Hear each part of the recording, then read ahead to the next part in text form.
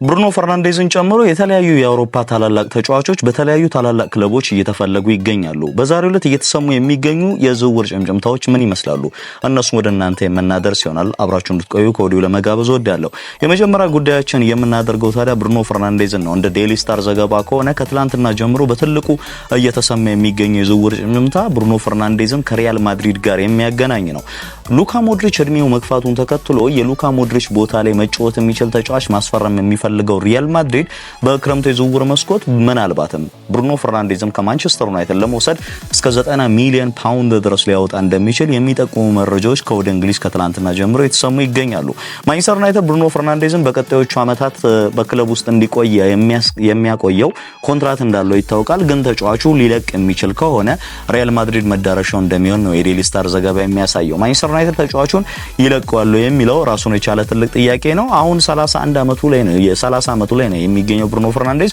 ከዚህ በኋላ ሄዶ ለምን ያህል ዓመት ነው የሞድሪችንስ ቦታ የሚተካው የሚለው የሚጠበቀው ጉዳይ ነው። ምክንያቱም ሪያል ማድሪድ ቦታውን እንግዲህ በአብዛኛዎቹ በወጣት ተጫዋቾች እየሸፈነ ነው የሚገኘው። መጀመሪያ የነበሩትን ትውልድ እያሸጋሸገ ወደ አዳዲስ ትውልድ እየመጣ ይገኛል። ምናልባት በክረምቱ የዝውውር መስኮት የዙቢሜንዲንም ጉዳይ የሚጨርሱ ከሆነ የክሩስን ለረጅም ጊዜ ተተኪ የሚያገኙበት ቦታ እንደሚሆን ነው የሚጠበቀው። ዙቢሜንዲ፣ ጁድ ቤሊንጋም ከዛ ባለፈ አስቀድሞ በቡድን ውስጥ የሚገኙት እንደ ፌዴ ቫልቬርዴ፣ ኤድዋርዶ ካማቪንጋ፣ ኦሬሊያን ሻሚኔ የመሳሰሉ የአማካይ ስራ አሰላፊዎች አሉ። እዚህ ላይ ብሩኖ ፈርናንዴዝን ለመጨመር ይፈልጋል። ማድሪድ አስቀድሞ የአርኖልድን ዝውውር ለመጨረስ ከስምምነት ስለመድረሱ እየተነገረ ነው የሚገኘው። ማረጋገጫም እየተገኘ እንዳለ እያየን ነው የምንገኘው። ይሳካሉ የሚለውን አብረን በሂደት የምንመለከተው ጉዳይ ነው የሚሆነው። ሌላኛው ጉዳያችን አትሌቲኮ ማድሪድ እና ኢንዞ ፈርናንዴዝን የሚያገናኝ ጉዳይ ነው። ኢንዞ ፈርናንዴዝን ለማግኘት ከ100 ሚሊዮን ፓውንድ በላይ ወጪ አድርገዋል ቸልሲዎች። ነገር ግን አሁን አትሌቲኮ ማድሪድ ያልተጠበቀ የሚባል የዝውውር እንቅስቃሴ በክረምቱ ሊያደርግ ይችላል የተባለ ይገኛል። በስፔን የታዳጊ ቡድኖች ላይ በደንብ መሰለፍ የቻለው ፓብሎ ባሪዮስ የተባለ የአማካይ ስፍራ ተሰላፊ ያላቸው ባለፈው ኦሎምፒኩን ማሸነፍ በቻሉበት ጊዜ በኦሎምፒክ የእግር ኳስ ቡድናቸው የወርቅ ሜዳሊያውን ሲያሳኩ ከወሳኝ ተጫዋቾቹ መካከል ፓብሎ ባሪዮስ በዋነኛነት የሚጠቀሰው ተጫዋች እንደሆነ ይታወቃል። ታዲያ ፓብሎ ባሪዮስንና 25 ሚሊዮን ፓውንድ የሚጠጋ ገንዘብ በመጨመር ኢንዞ ፈርናንዴዝን ከወደ ቸልሲ ለማስፈረም አትሌቲኮ ማድሪድ ይፈልጋል ተብሏል።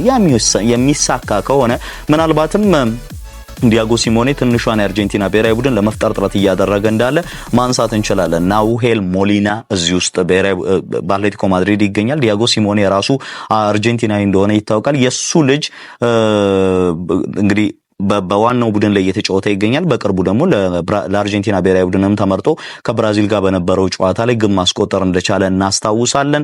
ከዛ ባለፈ እንደ ሮድሪጎ ዴ ፓውል ከዛ ከፊት ለፊት እንደ አልቫሬዝ ያሉ ተጫዋቾች አሉት። አሁንም ኢንዞ ፈርናንዴዝን የሚጨምር ከሆነ በብሔራዊ ቡድን የምናውቀውን ጥምረት በአትሌቲኮ ማድሪድ የመድገም አዝማሚያ ያለው ይመስላል። አትሌቲኮ ማድሪድ እና የደቡብ አሜሪካ ተጫዋቾች በተለይ ደግሞ አርጀንቲናውያን ቁርኝታቸው ዛሬ የጀመረ አይደለም። ቀድሞም በቀደመው ጊዜ ዲያጎ ሲሞኔ እዚህ ቡድን ላይ መጫወት ችሏል። ከዚህ ቀደም የሱ ምክትል አሰልጣኝ የነበረ ግብ ጠባቂ ነበራቸው።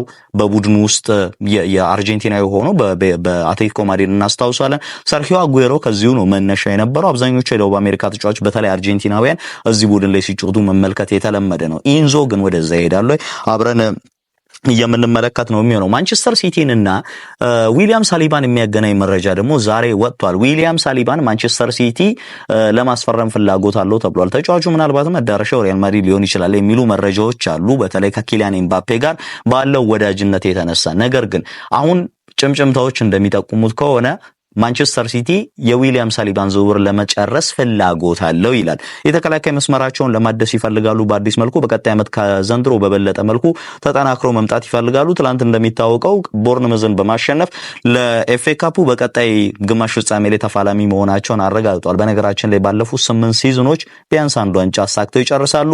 ባለፉት 8 ሲዝኖች በ8ቱም የውድድር ዓመት በዌምብሌይ የውድድሮች ላይ ከግማሽ ፍጻሜም ሊሆን ይችላል በፍጻሜ ይገኛሉ። ዘንድሮም ይሄን አድርገውታል። ሲዝናቸውን ሲዝናቸውን ለማትረፍ መጥፎ የሚባል የውድድር ዘመን እንዳይሆንባቸው ጥሩ የሚባል እንዳልሆነ ይታወቃል። አንድ ዋንጫ ማሳካት ከቻሉ ሊያሳኩ የሚችሉት ይሄን ኤፍኤ ካፕ ዋንጫ ውድድርና ከዛ ባለፈ የአውሮፓ ሻምፒዮንስ ሊግ ተሳትፎ እንደሆነ ይታወቃል። በቀጣይ ሳሊባ የሚለው መረጃ ግን የሚሳካ ነው ወይ እውነታንስ ይይዛል የሚለውን አብረን በሂደት የምንመለከት ነው የሚሆነው። ባርሴሎናን እንመልከት። ዋይቻ ቼዝኒን ከሪታየርመንት ወይም ደግሞ ጓንቱን ከሰቀለበት አምጥተው ነው ወደ ቡድኑ ከቀላቀሉት በኋላ ቼዝኒ ጥሩ ጊዜን እያሳለፈ ነው የሚገኘው። 19 ጨዋታዎች ላይ ተሰልፏል። 9 የሚደርሱ ክሊንሺቶችን አስመዝግቧል። አንድም ጨዋታ አልተሸነፈም። በእነዚህ አጋጣሚዎች በሁለት አጋጣሚ አቻ ከመውጣት ውጪ በተከታታይ ጌሞችን እያሸነፉ ይገኛሉ ባርሴሎናዎች። እሱን ወደ ቋሚነት ካመጡ በኋላ ኢናኪ ፔና ነበር ከተርስቴገን ጉዳት በኋላ በቋሚነት ይሰለፍ የነበረው። ቼዝኒ ዝቅተኛ ግብም ነው እየተቆጠረበት የሚገኘው። ከ19 ጨዋታዎች 11 ጎሎች ብቻ ነው የተቆጠሩበት። ባለፉት 8 ተከታታይ ጨዋታዎች ባርሴሎና ሲያሸንፍ ደግሞ ከ2018-19 በኋላ ለመጀመሪያ ጊዜ ነው። በዚህ ሂደት ውስጥም የቡድኑ ዋነኛ አባል ነው። 2025 አዲሱ አመት ከገባ የፈረንጆቹ ከጥር ወዲህ ደግሞ ባርሴሎና በየትኛውም ውድድር ተሸንፎ አያውቅም። ራሱ የዚህ አካል ነው። አንዳንድ ትልልቅ የሚባሉ ባርሴሎናዎች ሊሸነፉ ወይ ነጥብ ሊጥሉባቸው በሚችሉባቸው ጨዋታዎች ልምዱ ምን ያህል ጠቃሚ እንደሆነ እያየን ነው። ታዲያ የዚህ ተጫዋች ኮንትራት ለአንድ አመት ብቻ ተፈራርመው ነው ከሪታየርመንቱ የተመለሰው።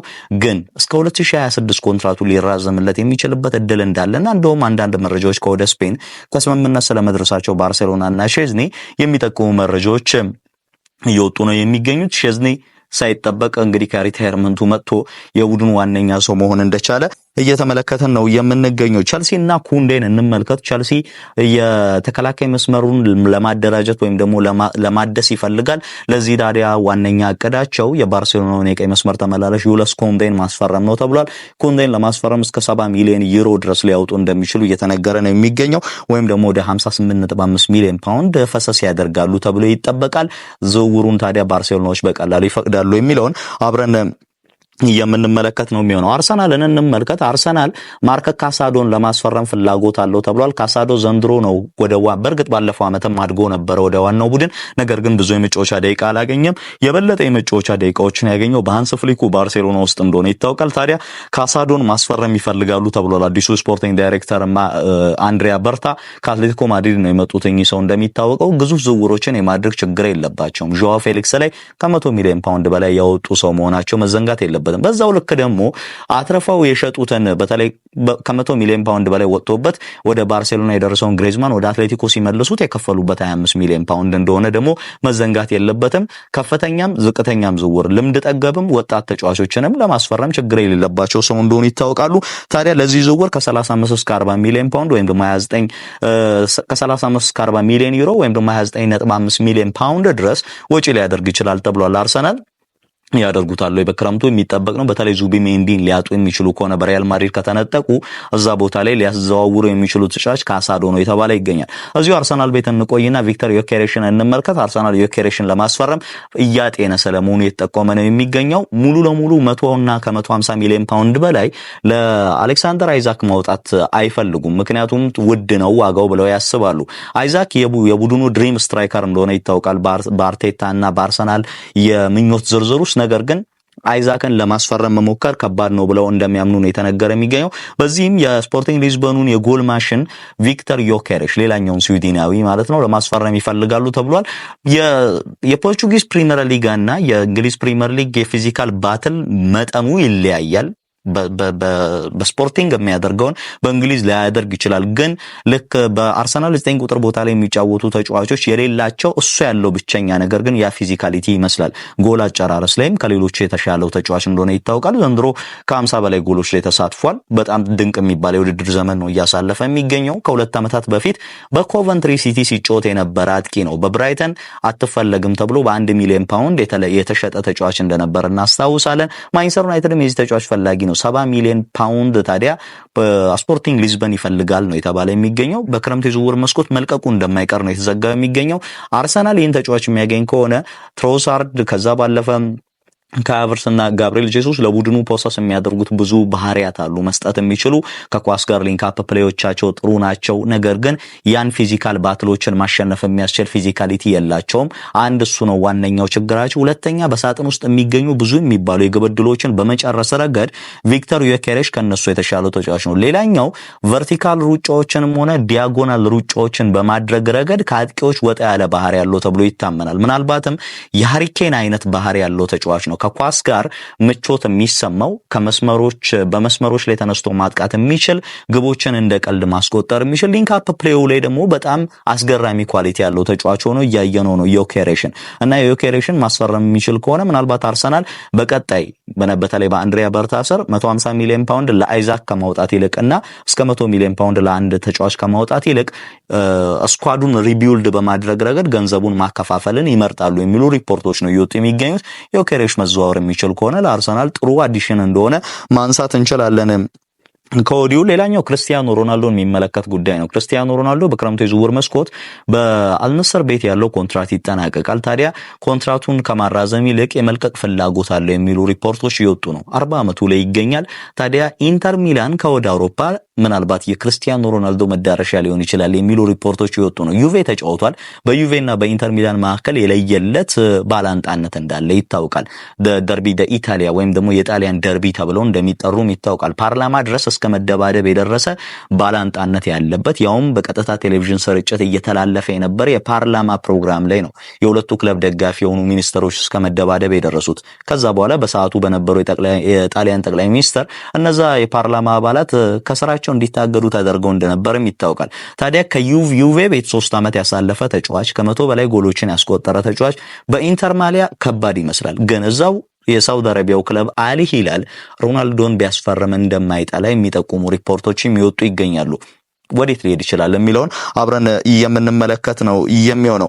ሌላኛው ማንሳት ያለብን አትሌቲኮ ማድሪድ ልክ ቅድም አርሰናል ላይ ስለ ቪክተር ዮኬሬሽ ሳነሳ እንደነበረው ከቪክተር ዮኬሬሽ እና ቤንጃሚን ሴስኮ አንዳቸውን ማስፈረም ይፈልጋል። ይህንን ማድረግ የሚፈልገው ደግሞ ከጁሊያን አልቫሬዝ ጋር ትክክለኛውን ተጣማሪ ለረጅም ጊዜ ለመፍጠር ነው የሚሉ ሪፖርቶች ይወጡ ነው። አንቷን ግሪዝማን እድሜው እየገፋ መሆኑን ተከትሎ ይመስላል ይሄ ሪፖርት እየወጣ የሚገኘው። ዮኬሬሽ ወይ ቤንጃሚን ሴስኮ ቀጣይ እንግዲህ መዳረሻቸው አትሌቲኮ እንዲሆን አትሌቲኮ በክረምቱ ከሚሰራባቸው ተጫዋቾች መካከል በዋነኛነት የሚጠቀሱት የአጥቂ መስመር ተሰላፊዎች ናቸው ተብለዋል። አርሰናል፣ ማንቸስተር ዩናይትድ፣ ቸልሲ የሁለቱ ተጫዋቾች ፈላጊ እንደሆኑ ይታወቃል። ትሬንት አሌክሳንደር አርኖልድን እንመልከት። አርኖልድ ወደ ማድሪድ መሄዱ እንደማይቀር ተረጋግጧል። ያ ዜና ከተሰማ በኋላ ታዲያ በሊቨርፑል ደጋፊዎች በአንዳንድ የክለቡ ደጋፊዎች እየደረሰበት ያለው ውግዘት እንዳልወደደውና ስሜቱን የነካው ጉዳይ እንደሆነ የሚጠቁሙ መረጃዎች ይወጡ ይገኛሉ። አንዳንዶቹ ማሊያውን ሲያቃጥሉ የሚያሳዩ ቪዲዮዎች ይለቀቃሉ።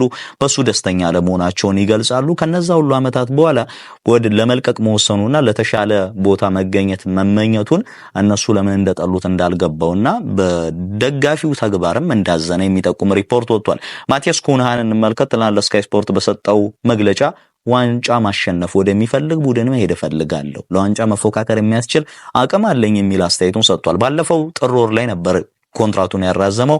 ኖቲንጋም እና አርሰናል በሰዓቱ የልጁ ፈላጊ ነበሩ። ታዲያ ማቲያስ ኩና ክለቡን በጥር ወር የዝውውር መስኮት ያለቀቁበት አንደኛው ምክንያት ላለመውረድ የተፎካከረ በእንደዛ አይነት ጥሩ ባልሆነ ጊዜ ለቅቄ ለመሄድ አእምሮ የማይፈቅድልኝም፣ አሁን ግን ዋነኛ እቅዳችን በሊጉ መቆየት ነበር፣ ያንን ለማሳካት ከጫፍ ደርሰናል።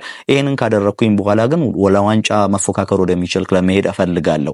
ይሄንን ነገር ለክለቡ በአጋማሽ ለቅቄ ላለመሄድ ወስኜ ቆይቻለሁ። ከዚህ በኋላ ግን ማምራት እፈልጋለሁ ወደ ትልቅ ቡድኖች ብሏል። ወዴት ይሄዳል የሚለው ይጠበቃል። ብዙ ክለቦች የተጫዋቹ ፈላጊ ሆነው ከሰማቸው ሲያያዝ እንደነበር ይታወቃል። እስከ 60-70 ሚሊዮን ዩሮ ድረስ ሊያስወጣቸው እንደሚችል እየተነሳ ነው የሚገኘው። ቶተናም መሐመድ ኩዱስን በክረምት የዝውውር መስኮት ዋነኛው ኢላማቸው ስለማድረጋቸው የተነሳ ይገኛል። ምናልባት አሁን በዌስትሃም ቤት ካሉ ተጫዋቾች መካከል አንደኛው ብዙ ገንዘብ ሊያስገባላቸው የሚችል ተጫዋቻቸው እንደሆነ ይታወቃል። ታዲያ ቶተናሞች የዚህን ተጫዋች ዝውውር በክረምት የዝውውር መስኮት መጨረስ ይፈልጋሉ። ከ50 እስከ 55 ሚሊዮን ፓውንድ ድረስ ዋጋው እየተገመተ ነው የሚገኘው። ኩዱስ ከዌስትሃም ይለቃል ወይስ እዛው ይቆያል የሚለው የሚጠበቅ ነው የሚሆን። ካርሎ አንቸሎቲን እና ሪያል ማድሪድን እንመልከት። ሪያል ማድሪድ ከዣቪ አሎንሶ ውጪ ክለቡን እንዲያሰለጥኑ አንድ አሰልጣኝን በእጩነት ይዟል የሚል መረጃ ወጥቷል። ከወደ ስፔን እንደሚወጡት መረጃ ከሆነ የዣቪ አሎንሶ ድርድራቸው በታሰበው መልክ የማይጓዝ ከሆነ ሴስ ፋብሪሃስን ከኮሞ አዲሱ የሪያል ማድሪድ አሰልጣኝ አድርገው ለመቅጠር ለወደፊቱ እየተዘጋጁ ስለመሆናቸው የሚጠቁም መረጃ እንግዲህ ወደ ባርሳ ወይም ደግሞ ከወደ ካታላን የሚወጡ መረጃዎች ይጠቁማሉ። ሴስ ፋብሪያስ ብቁ ነው ብዬ አስባለሁ። በግል የትኛውንም ትልቅ ቡድን ለማሰልጠን ኮሞን ይዞ በትልልቅ ጨዋታዎች ላይ ይዞ የሚቀርባቸው አቀራረቦች ቡድኑ በማጥቃት ላይ ያተኮረ ነው። ኳስን ይዞ መጫወት ይችላል። ትልልቆቹ ቡድኖች ወደ ጁሴፔ ሲንጋግሊያ አምርተው ለማሸነፍ ሲቸገሩ ብዙ ተመልክተናል። ናፖሊ፣ ኢንተር ሚላን፣ ሌሎቹንም ቡድኖች መጥቀስ እንችላለን። የዋንጫ ተፎካካሪዎችን ጨምሮ እዛ ሜዳ ላይ ሄዶ ጨዋታን አሸንፎ መውጣት ዘበት እንደሆነ ይታወቃል። በቬኔዚያ ሜዳና በኮሞ ሜዳ ጨዋታዎችን ማሸነፍ አይቻልም። ፋብሪያስ ቡድኑን ላይ እየፈጠረ ያለው ተጽዕኖ ቀላል የሚባል አይደለም። ወደፊት ከክለቡ መልቀቃቸው የማይቀሩ ጥሩ ተጫዋቾችንም እያሳየን ነው። ለምሳሌ ከሪያል ማድሪድ ያስፈረሙት ኒኮ ፓዝ መልቀቁ አይቀርም። እንደውም ሪያል ማድሪድ መልሶ የመግዛት የ50% ድርሻ ስላለው ተጫዋቹን በክረምት ያመጣዋል የሚሉ መረጃዎች አሉ።